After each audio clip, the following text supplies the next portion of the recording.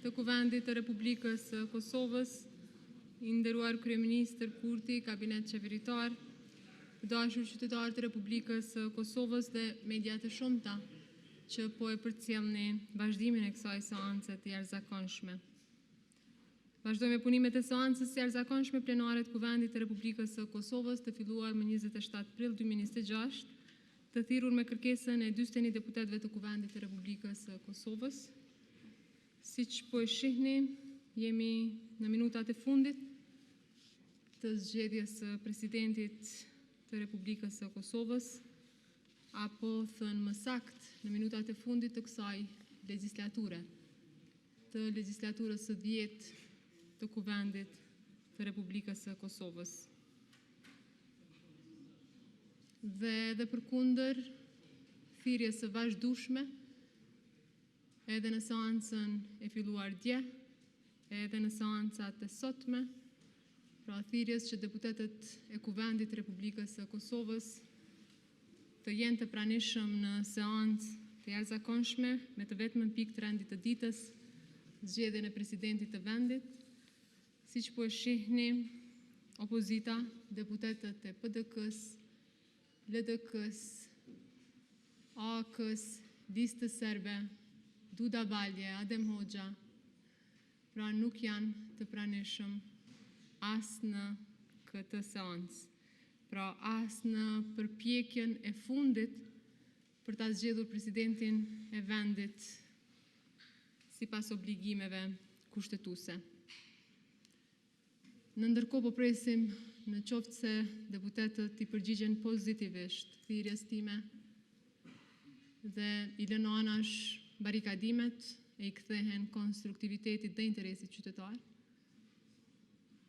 Dhe pikërisht kjo është arsyeja pse në vazhdimsi që nga dita e djeshme i kam bërë thirrje deputetëve të Kuvendit të Republikës së Kosovës që të jenë të pranishëm dhe t'i adresojnë obligimet e tyre kushtetuese. Qytetarët ata i kanë votuar që të vinë këtu, të flasin hapur, të votojnë për kundër apo abstenim dhe jo që të mbesin korridoreve të Kuvendit të Republikës së Kosovës.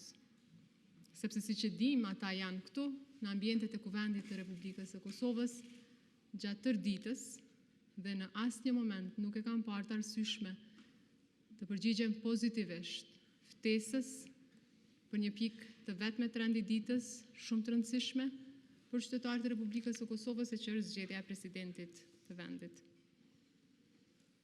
Dhe me drejtë kemi konsideruar dhe kemi mirë pritur certifikimin e zgjedhjeve të 28 dhjetorit. Me njëherë konstituuam Kuvendin e Republikës së Kosovës, me njëherë në po të njëjtën ditë ky kuvend zgjodhi qeverinë, miratuam buxhetin, shumë marrëveshje ndërkombëtare dhe një mori ligje shumë të rëndësishme. Pra dinamika e kësaj kohe Kuvendit të Republikës së Kosovës ka qenë mbreslënse e unë këtu sot derisa presim i falenderoj stafin e Kuvendit të Republikës së Kosovës për një punë shumë të madhe, të jashtëzakonshme, shumë profesionale, që kanë bërë shërbim të deputetëve dhe interesave të qytetarëve.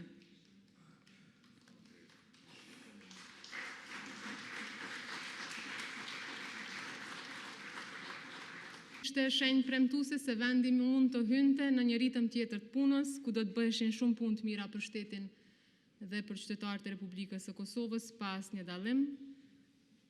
Prandaj kjo rrugë e nisur mbar nuk e meritonte që të ndërpritej. Ka pas përpjekje serioze për zgjedhur presidentin e vendit, për të shmangur zgjedhjet e parakohshme në Republikën e Kosovës, por siç e keni parë dhe siç po e shihni, fatkeqësisht mungon vullneti i deputetëve të Kuvendit. Si kryetare e Kuvendit kam vepruar në përputhje të plotë me Kushtetutën dhe përgjegjësitë e mia. Ato që më takojnë, pra të bazuara në Kushtetutë, në rregulloren e Kuvendit, duke ndërprer seancën me qëllimin e vetëm që të vazhdojmë sot disa herë në funksion të përmbylljes pozitive të këtij procesi, duke e zgjedhur presidentin e vendit. Por edhe përkundër kësaj, jam ballafaquar me akuza që po e cenoj rendin kushtetues, po bëj puç institucional e gjithçka që ju ka rënë në mend.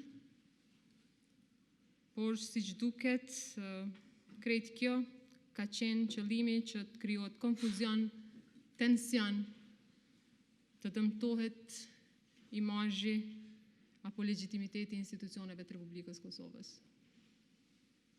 Të paktën ata që kanë akuzuar për puç, cenim trendit e çka s'ju ka rënë ndërmend, të duhet që të kërkonin falje publike. Po i presim deputetët, sepse i kemi edhe disa minuta në dispozicion, 40 minuta. Nëse në ndërkohë dikush ka për të thënë diçka, mund ta bëj. Unë asnjëherë se kam me zauruar raundin e parë, siç e dini. Çdo seancë ka qenë publike, shumë publike, sepse mediat në vazhdimsi e kanë përcjell këtë seancë, kanë xhiruar, janë transkriptet e kësaj seance. Prandaj falenderoj edhe mediat që kanë qenë vazhdimisht. Pra në ambientet e kuvendit e në seancat plenare, kështu do duhet të bënin edhe deputetët, por ja që nuk e kemi një situatë të tillë, veç me ju marr juve gazetarëve me ju sjell këtu në ulëset e deputetëve të opozitës. Po presim pra edhe derisa edhe pak minuta.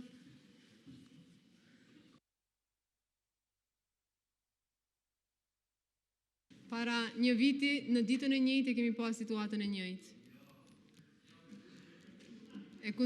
E kundërshtojshin atë kohë emrin tim, pra kandidaturën time si kryetare e kuvendit, e tani po e kundërshtojnë Peride Rushitin. Duke që s'po e marrin seriozisht vullnetin e qytetarëve, dhe kjo është shumë gabim. Për më tepër, siç e kemi theksuar, zgjedhjet i kushtojnë mbi 10 milion euro buxhetit vendit, por edhe më shumë se kaq, nga mungesa e institucioneve humbin edhe 10 milion euro.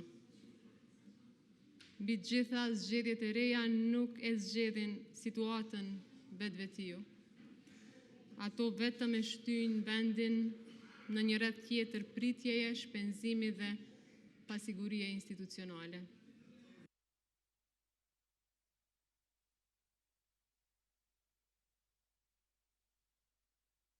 Prandaj mendoj që qytetarët presin nga ne punë, përfaqësim, llogaridhënie dhe jo asesi bojkot, refuzim edhe blokad, që po ndodh edhe në këto momente.